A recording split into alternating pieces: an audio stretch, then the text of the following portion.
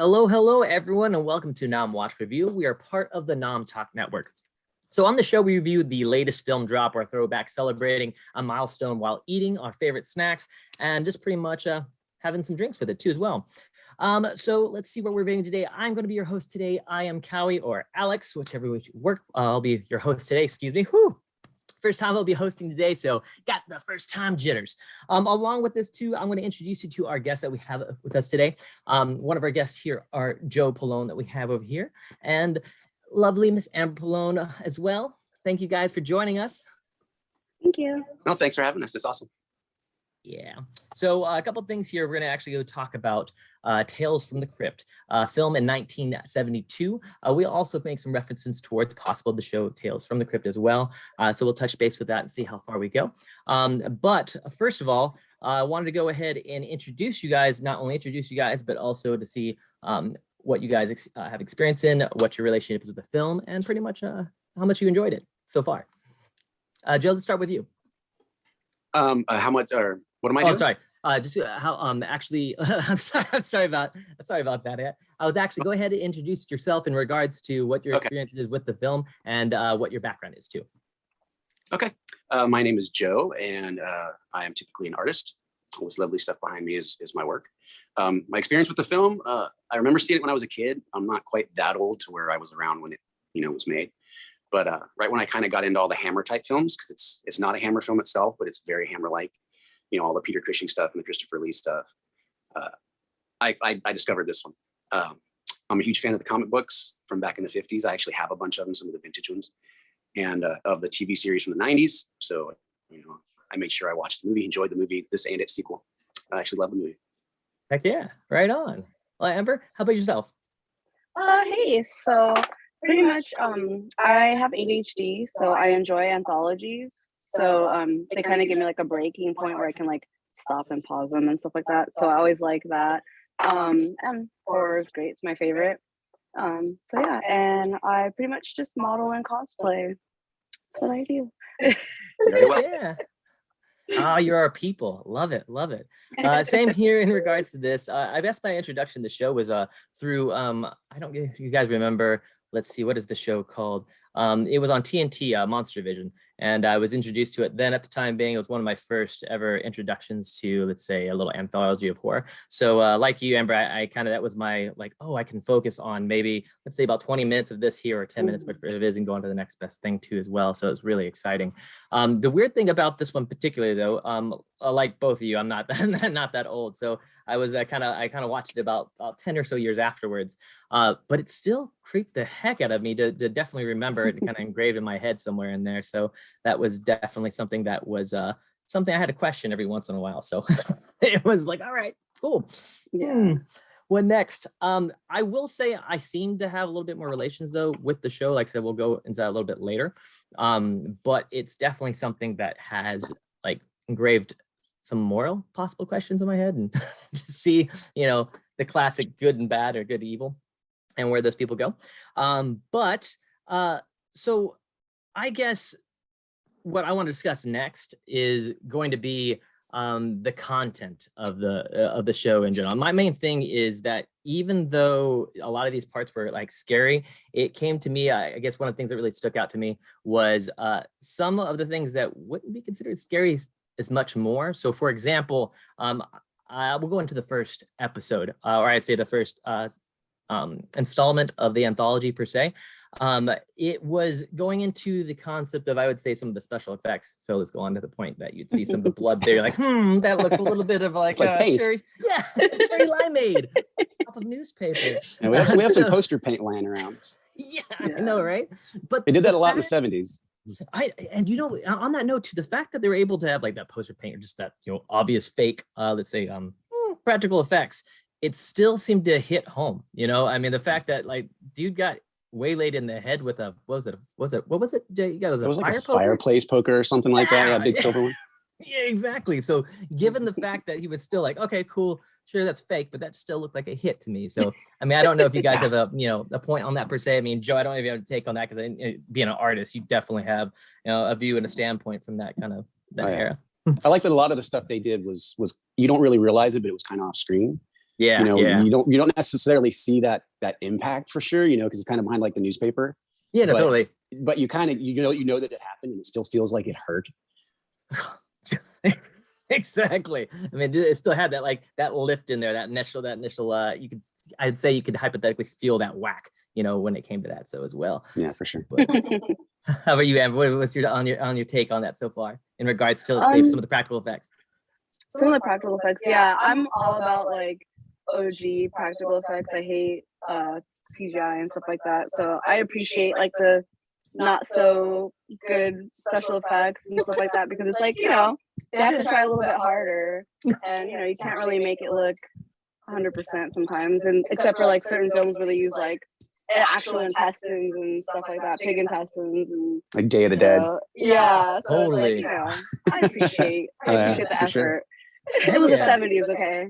Yeah, no, totally. Yeah, like it's what they had to work with, right? Yeah. Yeah, it's all in the story. You don't need all the great effects. You know what's going on. It was 100%. creepy enough. 100%. Although Peter Cushing's zombie makeup, still some of the creepiest zombie makeup up ever, and it's just that one big scene, like right at the end of that segment. Yeah. I love that. No, totally. And that it's crazy you should mention that. And just before we mention that here too, we actually Q with us in the house. Hello, Q. By the way, Q says, "What's up, Amber and Joe?" Wanted to get that Hey, what's hello going to you guys there. But also too, Q stated there, my dad has had the comics when we finally had cable. I was watching the series when I was 17. I'm going to be 45 this year, so I'm fucking old. Me too. I'm gonna be 45 this year. Oh Lord. And let's see here. We also have Trisha here, and she said, "Tell Steph I love her." Steph, she says she love you. She said she loves you too, Trisha. Now on that note too, let's go in the transition before there. You know, in regards to the zombie makeup being, you know, one of the greatest makeup till this day, but also the storyline. You also hit a really great point, Joe, on the storyline. It was one of those things in which I think the storyline allows this film to still hold up to where it was at one point. Mhm. And I believe it still just allows you to keep you enthralled in it. You know, have the ability to keep you Totally. paranoid. You know what I mean? So, like if we're still talking about still in the first episode, I don't know what it is, but there's something concept about a serial killer dressed in a Santa Claus, you know, costume to interrupt the moral dilemma of her killing her husband. That was just like, Yeah, what the hell, exactly. you know. I gotta get that life insurance policy. Yeah. Who's gonna get her life insurance policy? Like she's going. No, totally. Oh my gosh. Also, I want to admit a major mistake here. Here we are on the Non-Tot Network talking about this film here and going into things, and I forgot to even mention our main thing here of what we're actually eating as well. So let me I forgot explain to get here. a snack. I'm gonna pedal back a little bit and mention that I'm eating some kettle corn and some delicious butter popcorn here, and I'm gonna go ahead and insert a little product placement, even though they don't represent us right now. Coca-Cola. Yeah. So, you know, little classic nouns here for our horror discussion. You know what I'm talking about? So I'm drinking my best friend Red Bull Zero Sugar. Yeah. Stay awake. And there might be a little bit of adult beverage mixed in there with it a little bit, you know. give you little wings. Yeah. That's it. Yeah. and then snip them for you. Exactly. Oh, that's me. I said exactly right afterwards because the joke was funny, but now I forgot. All right, guys. Well, back into ricocheting because I got a little dilemma there. I'm sorry. I was mentioning the storyline. I'm going to actually go ahead and shoot towards you, Amber, in regards to let's talk about storyline for Tales of the Crypt there, compared to how it upholds nowadays compared to, let's say, modern day film or modern day horror. Like how it compares? Well, obviously, like it's definitely evolved a lot, but I feel like there's a lot of like the foundation there, like using serial killers and like real life issues like marital things like that. That's always gonna hold forever, pretty much. So I like that you kind of like can pick something that people can always relate to. I feel like they do that on purpose, and that's really smart to not have some like crazy, like outlandish thing. It's like, oh, okay, wife killing husband and a crazy escape patient. Yeah, that's all good movies. Yeah, for sure. Spot on. No, real. it. And yeah, that's a good point. I never thought about, you know, obviously real life issues, but it definitely makes it relatable. Mm-hmm. It makes it stand the age of time. Exactly. How about you, Joe? I think movies have gotten way too far into relying on gore. and Mm. this probably be controversial, but relying a lot too much on atmosphere. Not that a good atmospheric movie can't be good, but this one is completely story driven. And the reason being, I think, is because it's an adaptation from a comic book. Comic books, there's really not a whole lot of meat in the story, so they kind of have to flesh it out. They prolong the scenes. The music is real dynamic. That's what I really like about this movie and a lot of the movies from the 70s is that atmospheric music and that they are story driven. You don't need all that gore. You don't need a huge castle. You don't need to be scared out of your mind. You don't need jump scares. There's no jump scares in this movie, and it works totally fine without them. Exactly. I mean, it's one of those things where I was thinking very, like you mentioned before, very Alfred Hitchcocky to some extent. It seems to have a little, traces of it, in there per se. And the ability to storytell, as both of you said, off the common issues of actually being in the household, things you can relate with, or maybe, people don't necessarily experience those, abusive relationships. So having a connection or a viewpoint or small, a window per se into a bad situation definitely makes things more relatable, or like, oh crap, this is what it looks like. So I definitely, like Amber, that was an excellent point in bringing in regards to modern day problems in society. And Joe, definitely. I mean, Joe, I now I keep on mentioning, I do think it's a little more creepier, on some of these things here. If we talk about, let's say, for example, in the infidelity concept of the gentleman that was about to leave his family, that whole concept of what's going on. You mentioned before that the real kick in the gut or kick in the soul per se with the the zombie makeup towards the end. That was man, that now I think about it, it makes you think about once or twice again about things, and gives you a little bit more connection with them. I hate that. Like let's say it's a good thing but a bad thing at the same time, so I totally get that. Now along with this here, let's see here. I want to touch base with the acting too as well. Given it's very similar, I would say, in regards to the makeup or the technology base they've had at the time being, but I do think the acting was decently steadily strong. There are some actors there I'm like, it's a little bit over the top, but I mean, in regards to please go. No, I'm sorry, I didn't mean to interrupt. No, it's all good. No worries. No, like, there are a few heavy hitters in there. Like in the first segment that we were still talking about, Joan Collins, she's right in her like horror movie phase before she was on Dynasty. She went through all these like these little, not necessarily low budget, but these underground horror movies like this. And if you pay attention, I didn't really count, but I think she has like 5 or 6 lines in the whole thing. She doesn't say hardly anything through the entire thing. It's all acting. It's all reactive acting, and it's I think she does an excellent job. And then Peter Cushing in the other segment, I mean, it's Peter Cushing. It's Peter Cushing in a horror movie. You don't really get a whole lot better than that. Yeah, I mean, on that note too as well, like I said, the physical acting in this is just insane. I mean, just for that, just for her reactions in the film itself, like what is it, 6 or 8 lines? Something like that. I can count. The the stress in the eyes, the fact that she committed murder, you could see it in her body, her fully emotions, that not only was there an act of murder, but the physicality to it said there was emotion behind it. There was something that made it happen. So, I mean, personally, that's 100%. Yeah, definitely. There's no ifs, ands, or buts. There are some cheesy moments, but there's definitely some it's 70s horror, dude. There's going to be cheesy moments. True. Very borderline Quentin Tarantino-ish, Yeah, I love that. So along with this here, let's go on and talk about it's bugging me here. Now, I want to go on and kind of segue slightly into the show itself.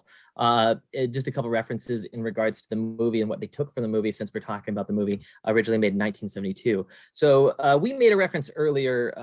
I believe Joe brought it up, and Amber, you mentioned it along in regards to the issues at home and so forth. It was the first episode based off of the Santa Claus serial killer that was in there.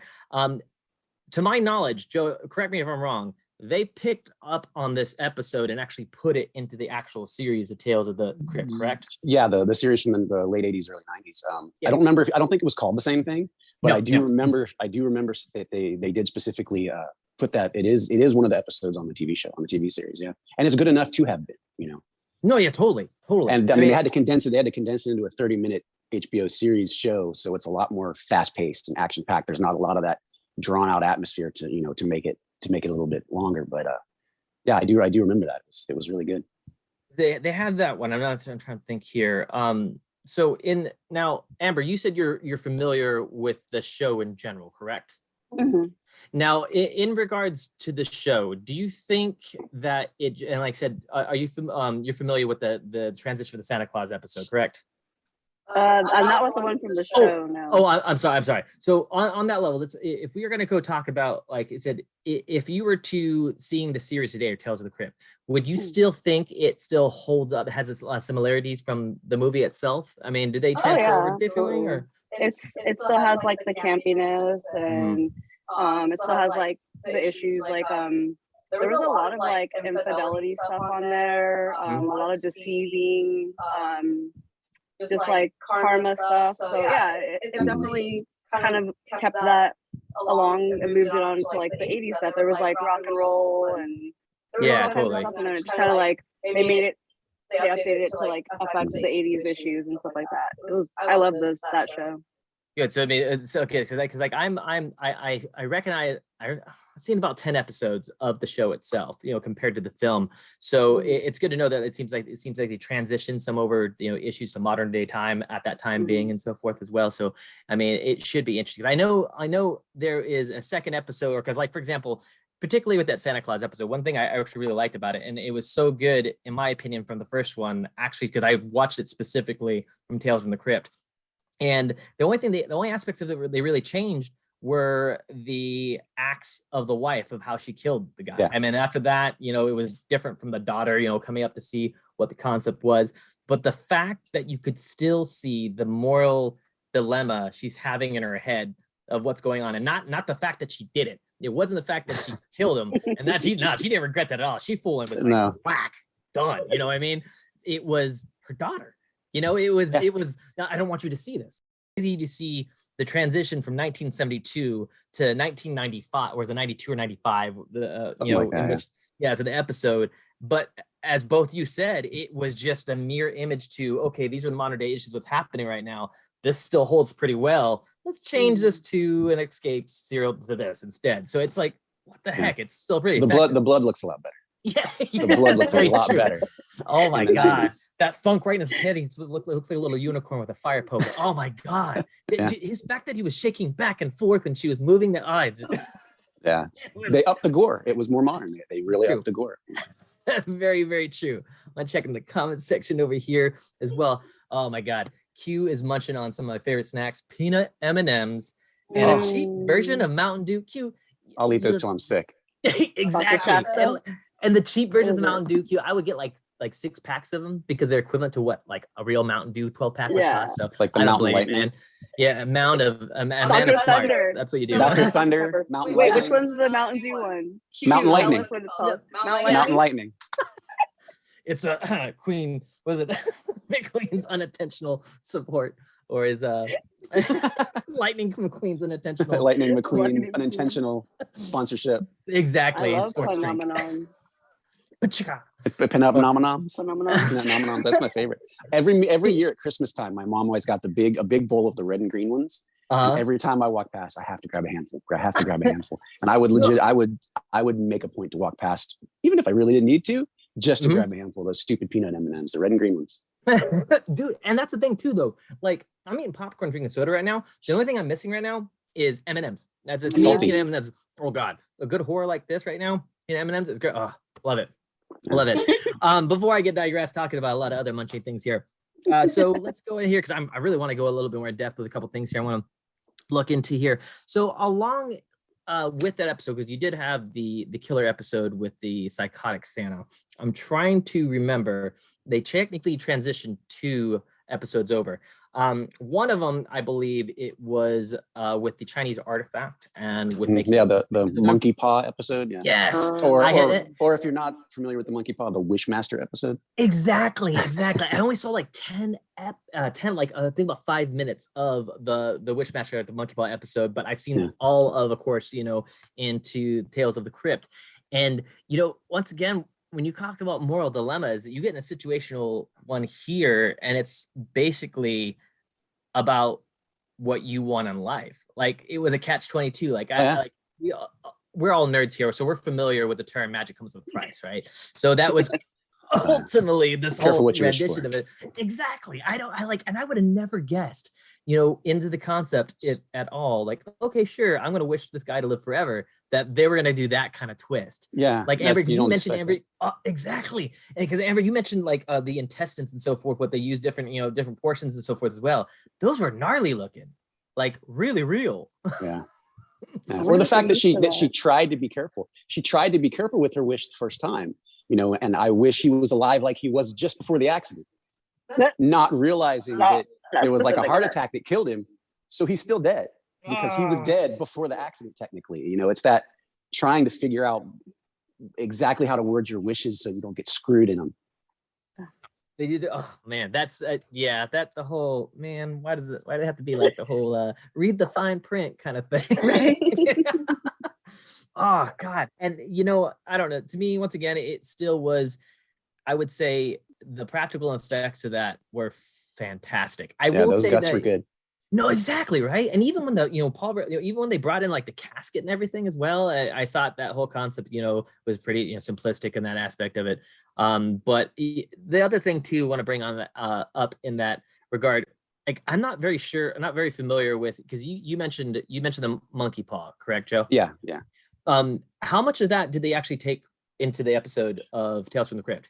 Well, I mean, the whole monkey paw story, whether you know the original one or the Simpsons Treehouse of Horrors episode that uses that, or the movie, the Wishmaster movies, or there was even an episode when they revived Twilight Zone in the 80s where a bunch of kids caught a leprechaun, and it was the same thing. They were making these wishes, and the wishes had to be worded perfectly, and there was no way to word them perfectly because whatever was granting the wishes was going to screw you no matter what you did.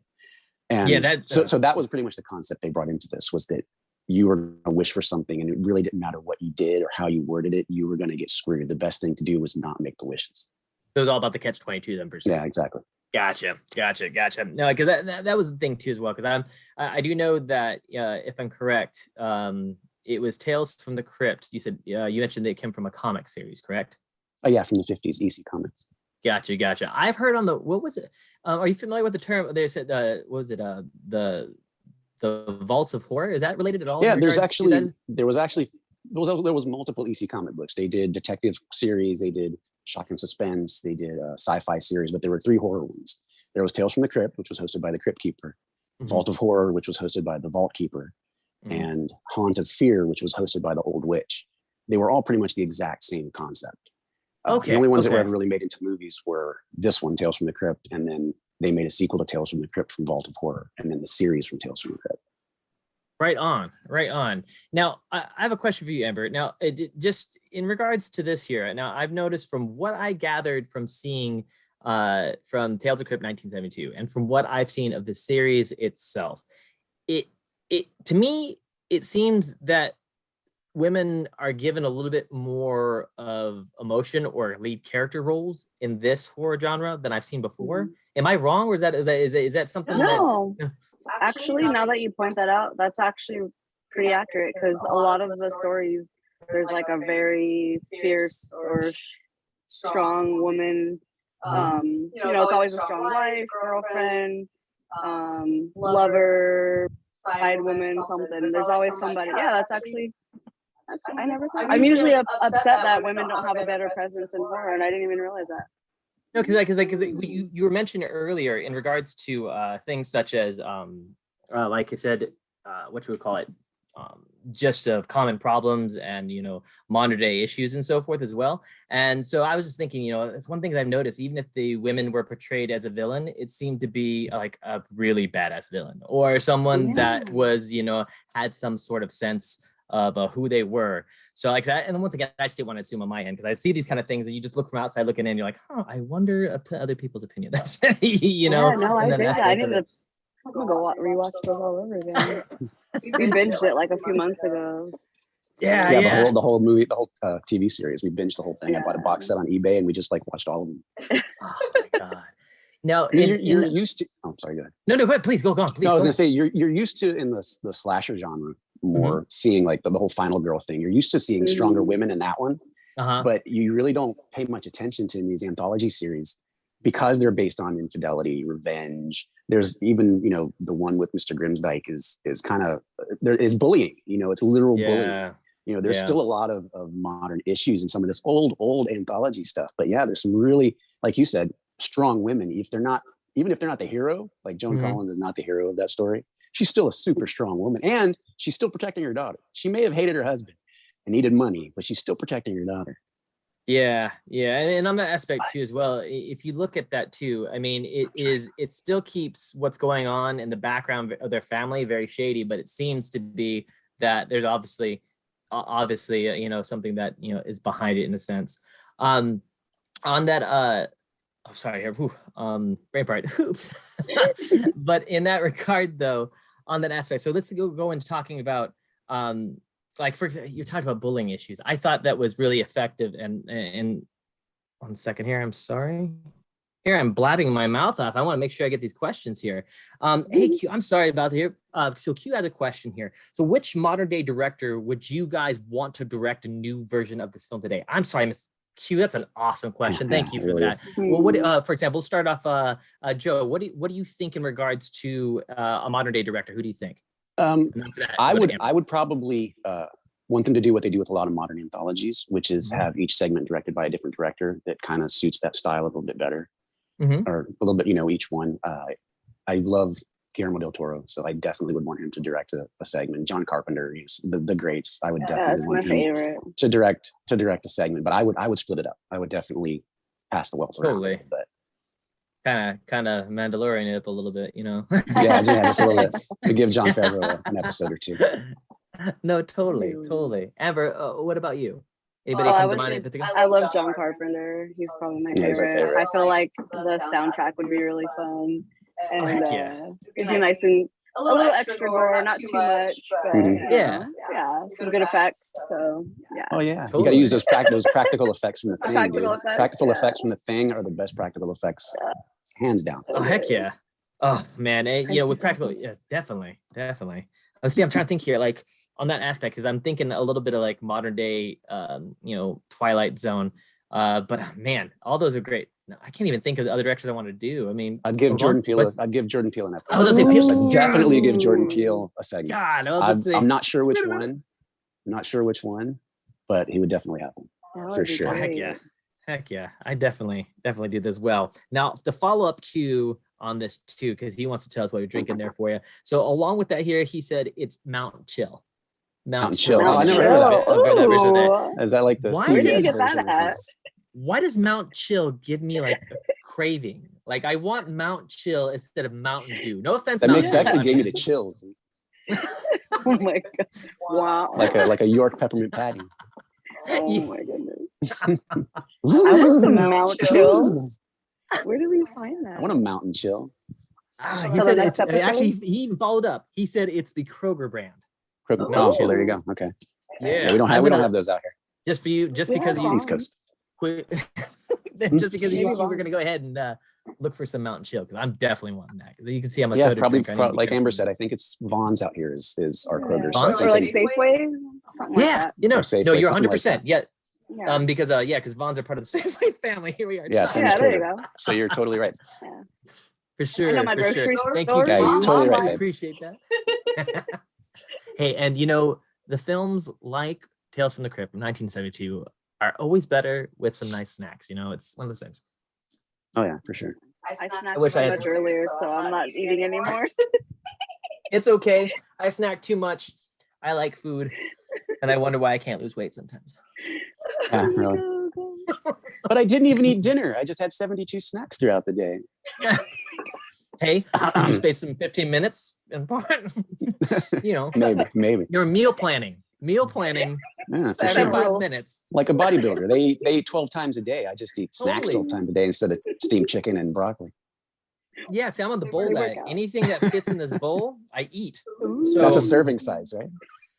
one serving size. Exactly. Oh goodness, let me see here. We'll make sure not missing any possible questions here. All right. So let's see. Now, question here.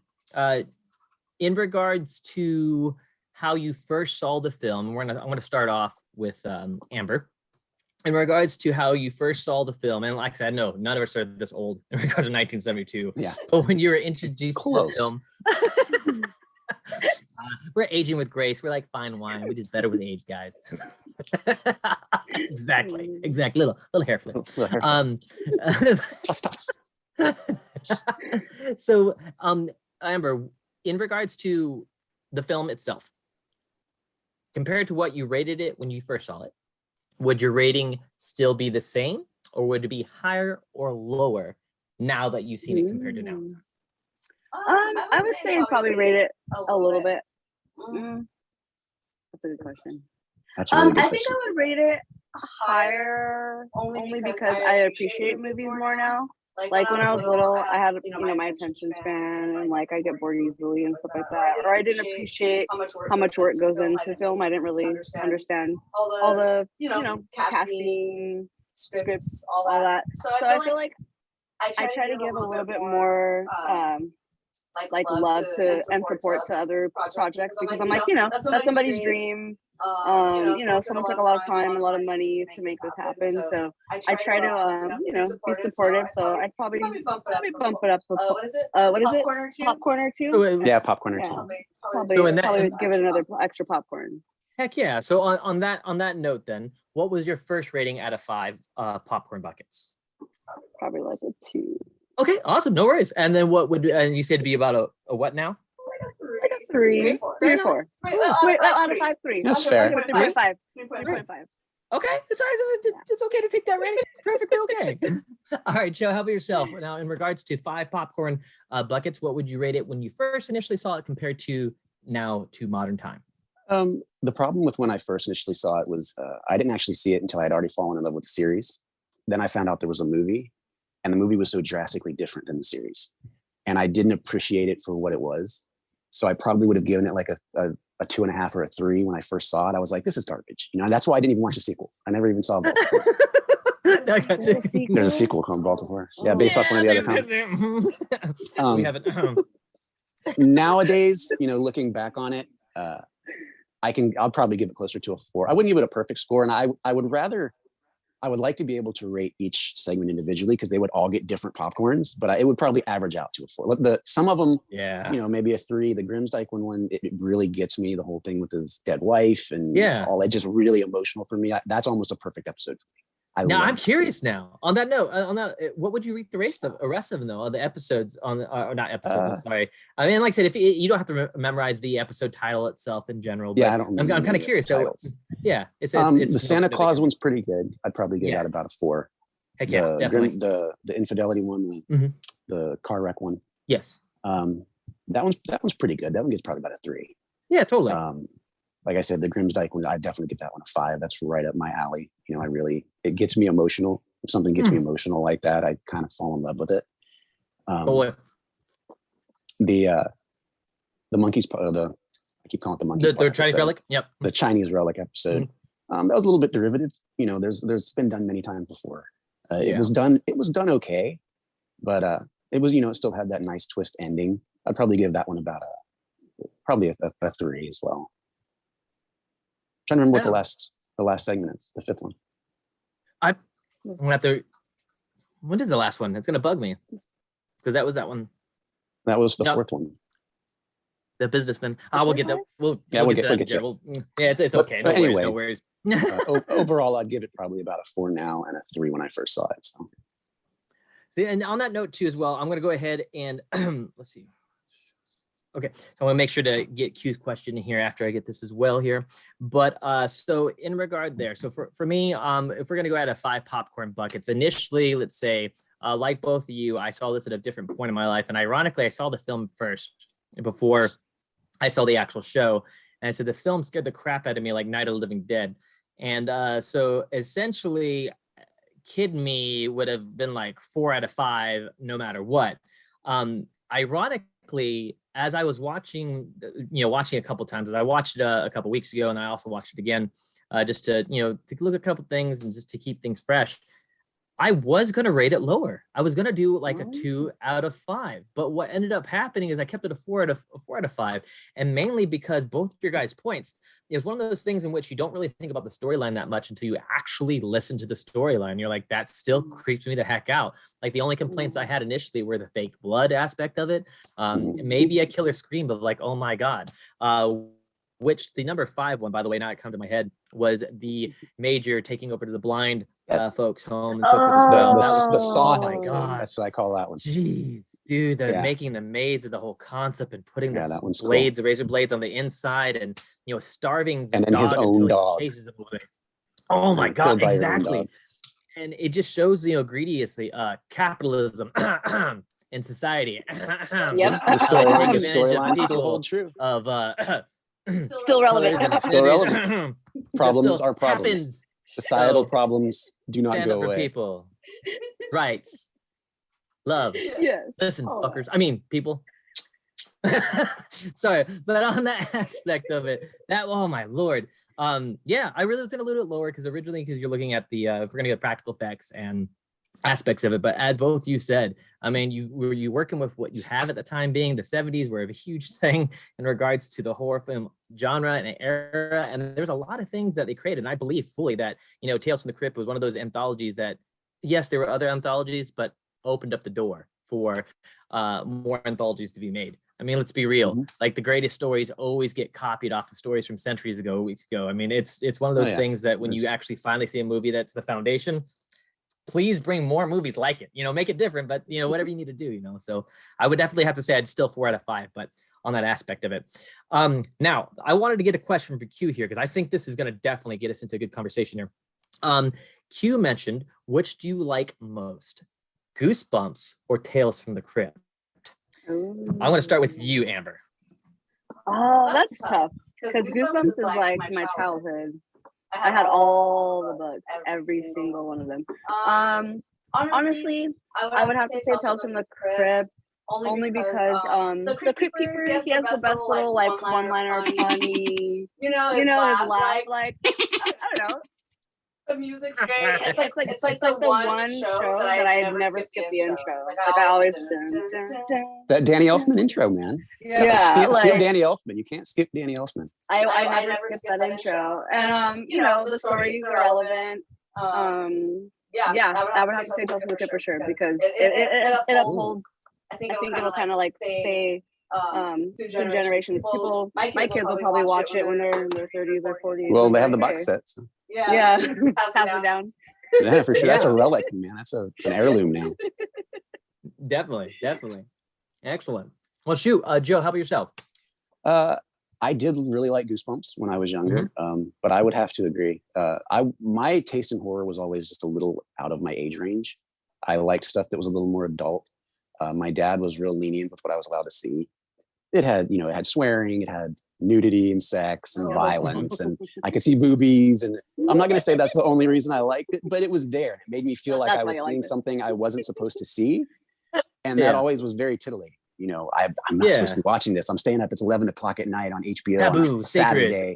Mom's in bed and dad's watching this with me. Like, he's sitting beside me. He's like, "Did you see that?" Did you see? I'm like, "Yeah, I saw that. Thanks, Dad." Like, so yeah, for me, that just has a lot more, a lot more memories. It just has a lot more memories from me, and the gore. No, dude, I was allowed to see the gore. To me, it was R-rated. I was allowed to watch something R-rated because I was sitting at home doing it, and I didn't have a theater usher telling me I couldn't go in. It was amazing for me. So I would give it to Tales from the Crypt, and like Amber said too, it still holds up. I wouldn't read Goosebumps now. I just wouldn't do it. But I watch Tales from the Crypt whenever we get free time. Oh, totally. See, for me, this is the issue because I'm stuck with the options here. Okay, one, let me correct myself. Q is amazing. He does actually ask questions, but this question was from our actual host, Stephanie. So I apologize about that. Sorry, Stephanie. Still love me, please. Good question, Steph. Good going, Sandy. She said, moving on. Wow. All right. So, but also too, Q said I would rate the show itself 5 out of 5 popcorns. You know, the Q, show, I for sure. fully, heck yeah. That show, like both Joe and Amber had mentioned, that it still holds up today in that regard too as well. In regards to the question of Goosebumps or going into Tales of the Crypt. My issue is of era growing up. Like for me, I'm gonna even throw in Are You Afraid of the Dark into this mix. Oh, you didn't or ask going that one. to- That would have been so- hard. That one was good. And so by all means, please by all means add that into your guys' response too as well in this regard here too as well. So in that regard, so you have Tales from the Crypt. I'm sorry, you have Are You Afraid of the Dark and Goosebumps. When I listen to that stuff, it to me, like you said, you're relating to kids' issues and so forth as well. It was relatable at that time being. And now at that time when I first saw Tales from the Crypt, I just got scared. I thought it was pointless. I thought adults were nuts, man. I was like, why the hell are you watching this? This is not like, So I backed off a little bit, you know? So after I saw the film, it kind of traumatized a little bit because I mentioned before, Night of the Living Dead, it was like, oh, children actually die. What the heck? It was one of those things. Yeah. So listening to, watching those shows, I know exactly. It's like, whoa. But the thing about it is that after a little while introduction to like Twilight Zone and going into different anthologies that were actually being mock copied off of Tales from the Crypt, and I'll be even say actually my introduction to a lot of the stuff before Tales of the Crypt was Tales from the Hood. So I love Tales from the Hood. It's one of my favorite anthologies ever. The little voodoo doll segment. Perfect. And we could go into that. We'll go really in depth later. Hopefully, we'll like I said. And in fact, I think we might have to look up some stuff in future Nom Talk stuff that we might discuss that in the future with that. So that'd be great. But in that regard, there we got 10 more minutes on this. I digress. I can talk about this these things for days. But I would once again. I would relate with obviously like both you said more going in for Tales of the Crypt.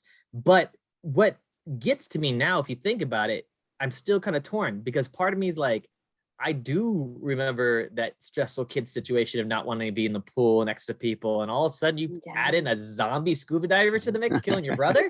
Holy shit. It gets intense. Or come down, like I don't know if you guys remember the the one that scarred me a little bit was the prank call police.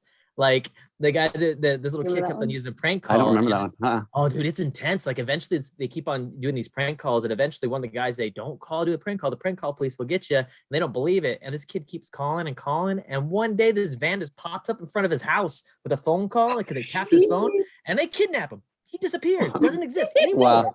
He's just like gone, is out. So, then once again, I'm like, okay, I would hate to be 15-year-old and have my direct landline being tapped and like, all right. I mean, Alejandro's getting kidnapped in the back of the van. Star 69. Exactly. Oh, exactly. These kids don't know what that is. No.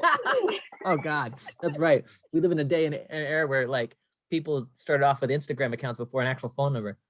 So that's ridiculous. Anyway, oh Lord.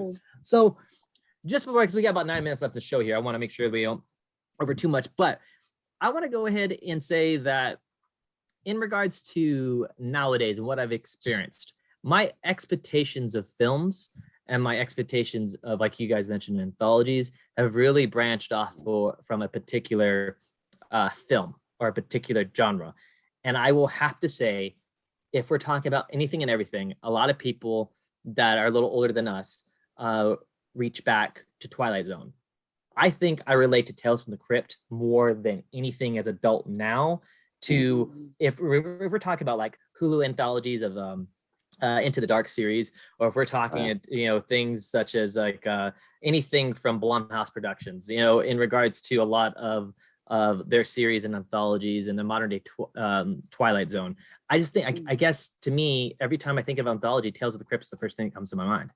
I mean, I just can't think of anything else the brand stuff, you know what I mean? So I'm a huge fan of I think I've seen every anthology there is, or at least tried to.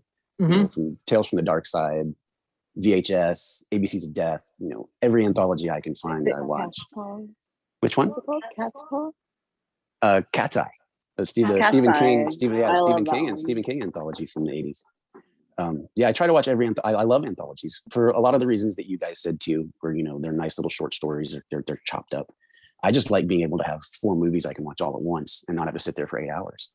And then they put the story nice and tight with a bow. It's like wrapped up, it's done in 20 minutes, 30 minutes. Heck yeah. But that's my favorite genre of horror movie would have to be anthologies anyway, and I try to watch every one I can find. Heck yeah. Man after my own heart. How about you, Amber? I love anthologies and slasher films. So like Trick or Treat's great. What's the one with Oh, Trick or Treat! I forgot that anthology. I got Sam right behind me, and forgot all about Trick or Treat. What's the one with Blondie? That's Tales from the Dark Side, the movie. That was the movie based off of Tales from the Dark Side, the anthology series from the 80s. That one was great. But yeah, he actually, I didn't realize that I liked anthologies. Like I didn't know there was like a name for it. So he actually like introduced me into them, and we've been just binging them and showing me all of them. So I'm like, okay, I'm getting all the horror knowledge now in my 30s. But yeah, anthologies, like I said, I like that I can kind of just stop, pause them. I like the cohesiveness. I like that they kind of just tie all back. Usually they tie back together at the end. Because I don't like when stuff just like scattered and I was gonna say one, I forgot. Anthologies, I feel like more people need to be like introduced to those, because it's like I feel like they're probably like the most slept on Creep Show. Creep Show. That's what I forgot. Creep Show. Yeah. But the first two movies, because the third one doesn't exist in my mind, and then the series on Shudder. The third one doesn't exist. They're great. If you haven't seen this Creep Show series on Shudder, have to watch it. It's really good. I keep forgetting. Like I binge a couple things at Shudder, and then I forget about it for 4 months, and I got to remember. I'm like, oh, I think there's 3 seasons of it now. And most of them are stellar. There's a couple sleepers, but most of them are really, really good. Totally. And they do the same thing, different director every episode. All right. See, that's a good thing, because it spices up a little bit, differentiates here and there for sure. Before I forget, let's see, we have 5 more minutes here, but Q also has he brought up a good point. Goosebumps would be a good introduction to the horror genre to younger kids, and then high school hits, Tales from the Crypt, in a sense. They kind of transition. Or the stuff that was on the series, like Tales from the Dark Side, or Monsters was another one.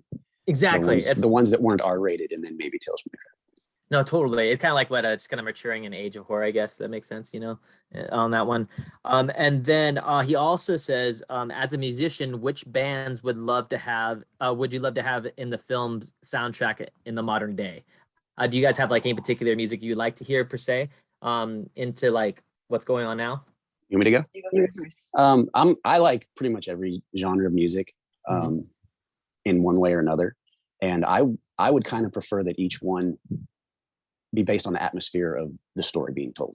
If it's a bunch of, stuff out in the country, then give it a country soundtrack. If it's like Amber was saying earlier, some of the episodes of Tales from the Crypt feature a heavy rock soundtrack, because that's basically, it's about a rock band. It's about a guy getting a tattoo from a rock band. It's about, I love that one. Yeah, that's kind of what they did. I would do the same thing. I would kind of try to gear the soundtrack towards the feel of the episode, the atmosphere, but it would always have a Danny Elfman theme song. Sorry, it has of course. Oh man, right on. See, I'm going to be a little.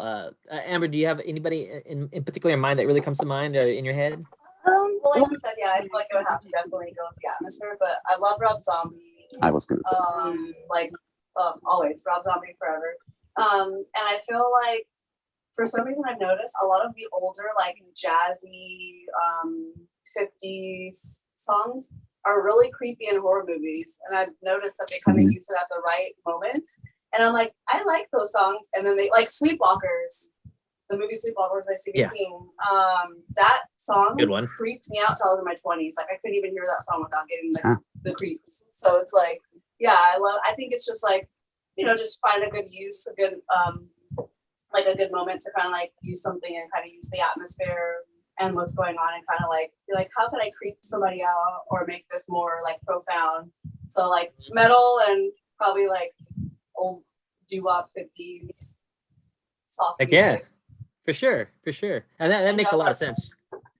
Yeah, for sure. Insidious does that well. Insidious uses old music playing through a phonograph or something to be really freaking creepy. They manipulate music. It's got that crackle to it. Yeah, it's got that crackle to it. It sounds old. It sounds off. The keys are just it's a little bit not on tune. Yeah, skips a little bit. It puts you uneasy. It makes you uneasy. Really puts it in. No, totally. Well, shoot. Before we get to closing this up, but I would agree. So I'm going to be a little generic and go into the concepts of saying I would definitely go ahead and use the method of lovely Instagram and TikTok. And I'm telling you, it's all situational awareness, like you guys said. Anything, some of the most simplest songs can be manipulated to be scary as hell just for situational awareness. So Amber, you nailed that sucker right on the head. I will say I would definitely have to think of Billie Eilish and a little Lady Gaga and that mix there too as well, just to see to add a little what I consider, because I mean it's hard though, because both of these artists have transitioned into a different era with their voice. They're still queens, they're still fierce, and they're still, you know, I would say definitely badass. But I'd say earlier Billie Eilish and earlier Lady Gaga would have been a little bit more what American Horror Story-ish, I guess, in a sense. Yeah, for sure, exactly. Definitely. Well, sure. Lady Gaga was in it, so it was kind of No, exactly. Well, guys, so today that's all we have to talk about in regards That to Tales of the sucks. Crypt. It went so fast. I know, exactly. And when you get to rambling about things like, oh my God. But I wanted to thank you guys for coming and join us. You guys have been amazing. You always come in here when we need you guys, and you're just fantastic, especially from your busy day. I just wanted you guys to go ahead and see if you can go ahead and drop your socials and tell these people where they can find you. Yeah, sure. You can find me on Instagram at badmojo_art, where I do all of this lovely artwork. There's plenty for sale, prints for sale if you need them. I take commission work if you want commissions. The same name on TikTok, badmojo_art. If there's some fun stuff on there, you know, some interesting videos that might make you laugh. That's me.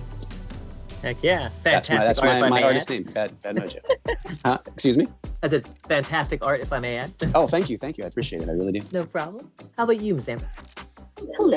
So I go by PumaDoesCosplay on pretty much everything: TikTok, Instagram, Facebook, Twitter.